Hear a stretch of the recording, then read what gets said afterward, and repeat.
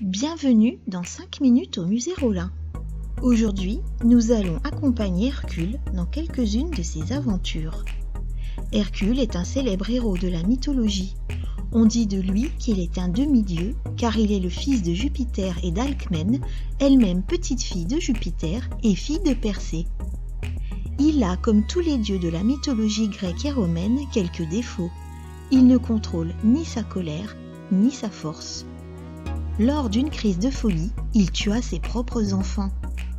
En punition, il dut se mettre au service du roi Eurysthée, qui lui ordonna d'effectuer 12 travaux qui semblaient irréalisables et furent de véritables épreuves à passer.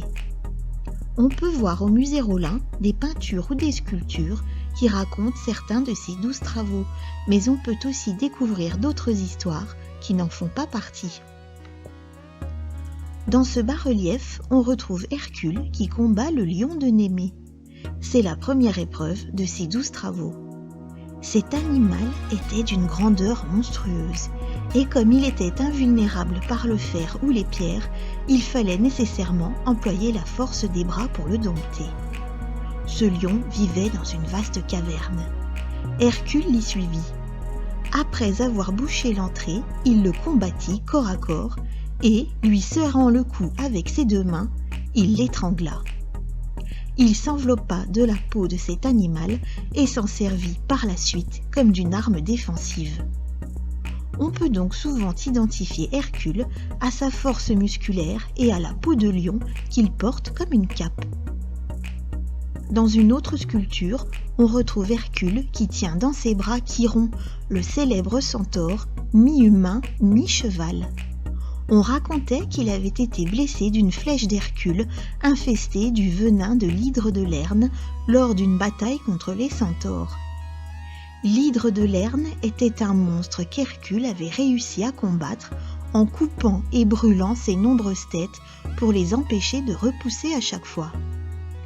Tous les remèdes ayant été impuissants contre le poison répandu dans ses veines, Chiron, en proie à des douleurs atroces, désira mourir, malgré son immortalité. Sa force fut transmise à Prométhée, dont nous reparlerons dans un autre épisode. Contrairement aux autres centaures qui étaient violents et sanguinaires, Chiron était sage, bon et instruit. Il avait une grande connaissance des plantes et des étoiles, de la médecine et du tir à l'arc. Il fit l'éducation de jeunes héros comme Achille ou Énée. La constellation du Sagittaire, que l'on peut voir dans le ciel, rend hommage au centaure Chiron. Le poète Ovide, qui vécut au 1er siècle, raconte des récits merveilleux dans un long texte appelé les Métamorphoses. On y retrouve Hercule et sa femme Déjanire alors qu'ils cherchent à traverser un fleuve. Le centaure Nessus propose de porter Déjanire sur son dos pour lui éviter d'être mouillé pendant qu'Hercule traverse à la nage. Il accepte, payant le centaure, puis lance ses armes sur l'autre berge avant de plonger dans l'eau. Mais, lors de la traversée, le centaure essaie de séduire de force Déjanire. Hercule le tue d'une flèche empoisonnée par le sang de l'hydre de Lerne. Déjanire est la fille du roi Eunée de la région de Calydon, dont nous reparlerons dans un autre épisode. Dans ce tableau peint par Nicolas Bertin, on reconnaît facilement Hercule, car le peintre l'a installé au centre. Il est très musclé. Il lève une grande massue et porte la peau du lion de Némée en guise de vêtement. C'est le seul personnage debout, tandis que les autres sont assis ou couchés. On a l'impression qu'il est au sommet d'un triangle formé par le groupe des femmes à gauche, celui des hommes à droite et la nappe blanche en bas. La scène est fermée par des arbres et des rochers à l'arrière. À droite, on aperçoit la mer, un bateau et des hommes armés. Cette histoire nous est connue grâce à Diodore de Sicile, célèbre historien de l'Antiquité. Il nous raconte que le géant Atlas avait demandé l'aide d'Hercule pour sauver ses filles, appelées les Hespérides. Réputées pour leur beauté et leur sagesse, elles avaient été enlevées par des pirates qui devaient les remettre ensuite au cruel roi d'Égypte, Busiris. Mais Hercule arriva au moment même où ils prenaient leur repas sur le rivage.